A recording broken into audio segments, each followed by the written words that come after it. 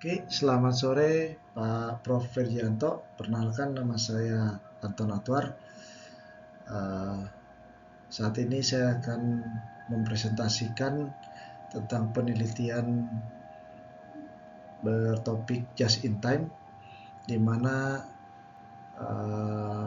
penelitian ini bertujuan untuk menganalisa efektivitas penerapan metode just in time dalam mengurangi biaya produksi pada industri otomotif.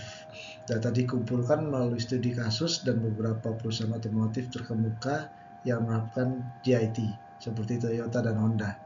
Hasil penelitian menunjukkan bahwa penerapan JIT secara signifikan mengurangi biaya penyimpanan, meminimalisir pemborosan, meningkatkan efisiensi produksi. Meskipun demikian, masih terdapat tantangan seperti risiko gangguan rantai pasokan yang perlu diatasi untuk memastikan keberhasilan penerapan JIT ini. Latar belakang dari set ini adalah biaya produksi dari industri otomotif tersebut, metode just in time, JIT dalam menghilangkan pemborosan waktu seperti overproduction, waiting time, dan excess inventory.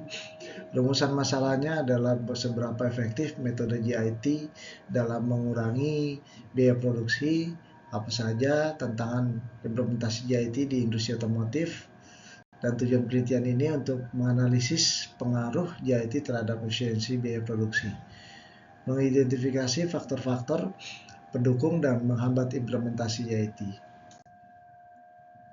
Riset metodenya adalah jenis penelitian metode kuantitatif dengan analisis data biaya produksi sebelum dan sesudah penerapan JIT. Teknik pengumpulan data, studi kasus pada perusahaan otomotif seperti Toyota, Honda, dan Ford, wawancara dengan manajer produksi dan rantai pasokan, analisis dokumen seperti laporan keuangan dan laporan produksi, teknik analisa data, analisis perbandingan, dan statistik deskriptif.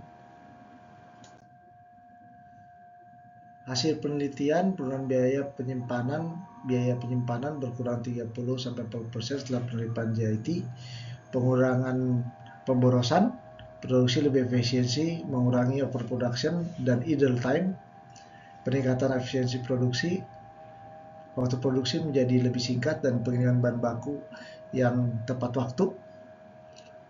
Tantangan dari implementasi ini adalah antara lain ketergantungan pada pemasok. Jika pemasok terlambat, proses produksi dapat terhenti. Gangguan rantai pasokan seperti bencana alam, krisis global bisa mengganggu implementasi tersebut. Komponen utama dari SCM di industri otomotif seperti pemasok supplier, menyediakan komponen bahan baku, suku cadang khusus. Manajemen pemasok sangat krusial untuk memastikan kualitas dan ketersediaan suku cadang. Produsennya sebagai manufaktur, pabrikan perakitan kendaraan dari komponen yang diterima menggunakan teknologi otomasi just in time untuk efisiensi produksi. Distribusi mengelola logistik, pengiriman produksi ke dealer atau pelanggan, melibatkan manajemen transportasi, penyimpanan, dan inventaris. Dealer dan pelanggan. Dealer sebagai perantara penjual dan layanan penjual. Kepuasan pelanggan tergantung dari kecepatan distribusi dan layanan yang berkualitas.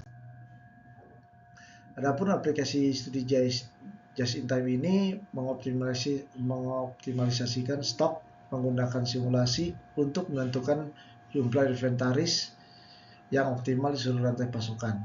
Pengurangan waste dengan identifikasi titik-titik pemborosan, risiko stock out, bagaimana risiko kehabisan stok, dan melakukan JIT strategi mitigasi untuk menggunakan sistem.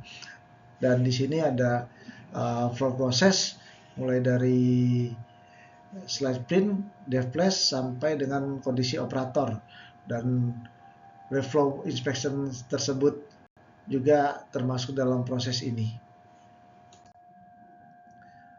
Tantangan dari SCM industri otomotif adalah kompleksitas rantai pasokan, di mana banyak pemasok yang berlokasi geografis yang merupakan koordinasi yang kompleks. Misalnya kondisi jalan yang rata-rata sering overload atau terjadi kemacetan.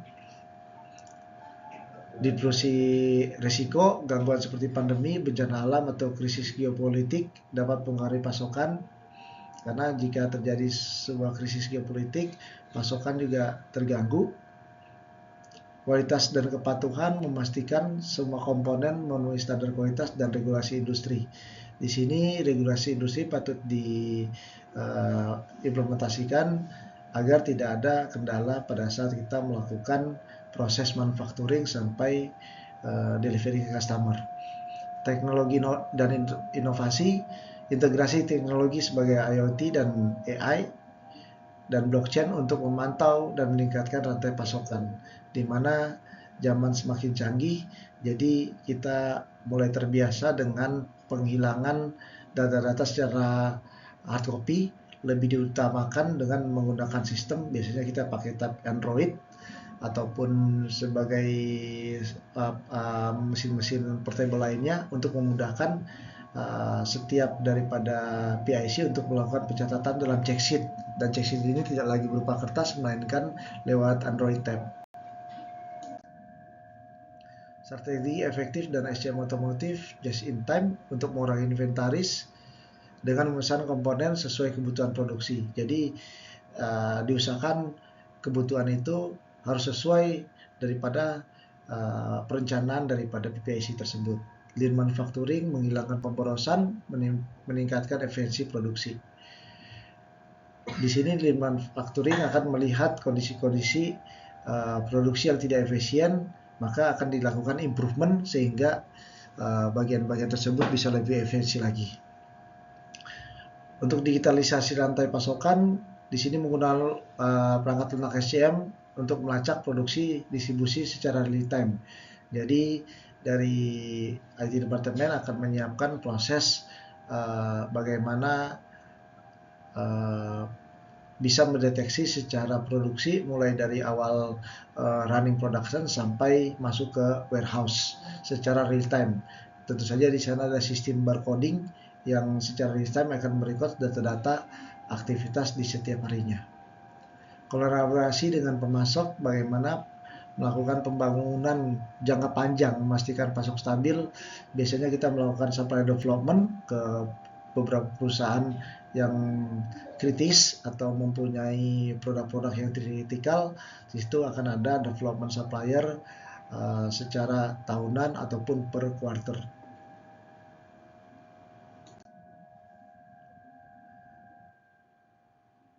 Tren dan masa depan SCM otomotif, otomasi robotik, pengguna robotik dan produksi meningkatkan kecepatan akurasi, kendaraan listrik yang semakin banyak bermunculan, bukan hanya dari satu brand tapi banyak brand, keberlanjutan sustainability di mana fokus dan praktik ramah lingkungan, mengurangan emisi karbon di seluruh rantai pasokan.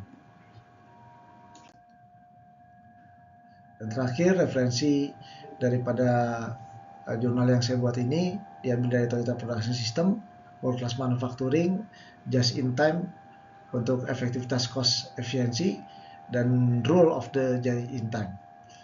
Demikianlah presentasi saya pada kesempatan hari ini, kiranya bisa berkenan dan bisa sesuai dengan apa yang diharapkan dari Prof. Ferji.